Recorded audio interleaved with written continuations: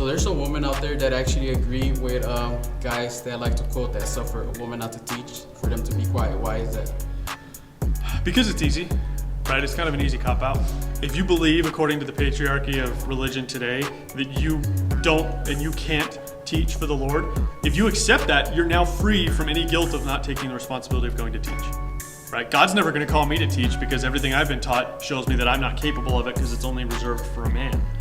Now you've just eliminated the ability for God to say, you know what, I want you to prepare, I want you to share my gospel, share your testimony, and teach other people the truth of how that works from my scripture, right? They've just eliminated the ability to do that, and they're held responsible for that, right? I think that we see all throughout scripture that there's this concept of being disobedient to God's calling for your life, right? Sins of omission. We see that in the Old Testament in the temple, right? There were sins that they had to bring to the altar for sins that they, admittedly didn't know that they had committed.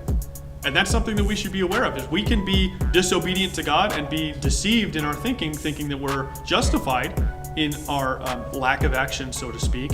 And God's going to look at that and say, no, you had the opportunity. You had all of the resources. You had the calling, and I wanted you to do this, but because of your laziness in your doctrine, you sat back and I wasn't able to use you. You weren't being obedient, right? I had a calling for your life. And so that's something that we need to be aware of, is that any woman anywhere, right? We talked about this in our last video, can in fact teach. And if you're going to buy into the concept that it's not your responsibility to do so, you're removing the ability for God to work in your life, plant seed in other people's lives, and then affect other Christians that may be seeking for the truth, right? And God's going to hold us responsible for that.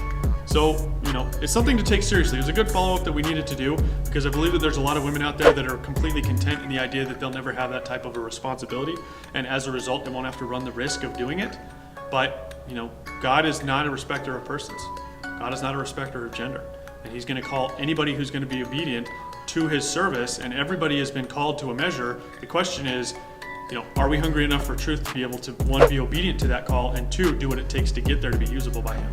And a lot of people aren't, and that's just one of the many ways people have convinced themselves that they're not going to be useful for God's service, is because of the doctrines that they've been fed, even if those doctrines aren't truth.